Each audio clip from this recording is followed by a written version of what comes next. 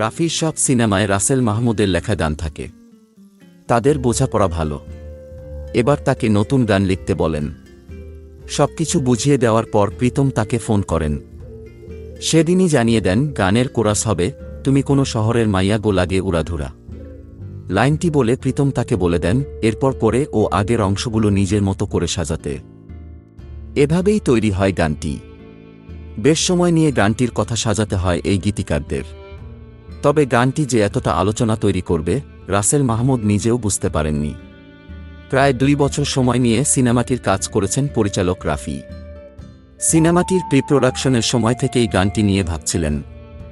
এই নির্মাতার ভাষ্যে, এমন একটা গান চাইছিলাম যে গান দেশের মানুষকে মাতোয়ারা করবে। গানের সঙ্গে নাচবেন সব বয়সী দর্শক। এই জন্য একের পর এক অপেক্ষা করতে হয়েছে। 4 মাস লেগেছে গানটির কথা সুর সঙ্গীত ঠিক করতে। গানটি নিয়ে রাফি আরও বলেন, আমরা যখনই কোনো অনুষ্ঠান বা ঘরোয়া কোনো আয়োজন যাই তখন শোনা যায় হিন্দি গান। এটা দীর্ঘদিন ধরে চলে আসছে। সেখানে তুফান নিয়ে শুটিংয়ের আগেই আমরা ভেবেছিলাম এমন এক গান করব যে গান আমাদের দেশের কথা বলবে। অনুষ্ঠান বা পার্টিতে আমাদের ঘরে ঘরে বাজবে।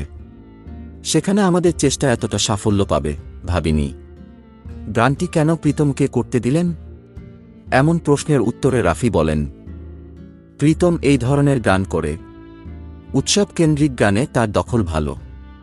সে এই সময়ের শীর্ষ সঙ্গীত শিল্পীর একজন, যে কারণে তাকে দিকে গান করানো।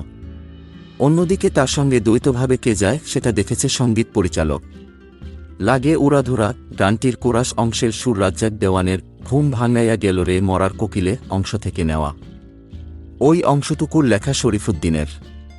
আর গানের বাকি অংশ লিখেছেন রাসেল মাহমুদ, সুর ও সঙ্গীত প্রীতম হাসানের। এতে দ্বৈতভাবে কণ্ঠ দিয়েছেন প্রীতম হাসান ও দেবশ্রী অন্তরা।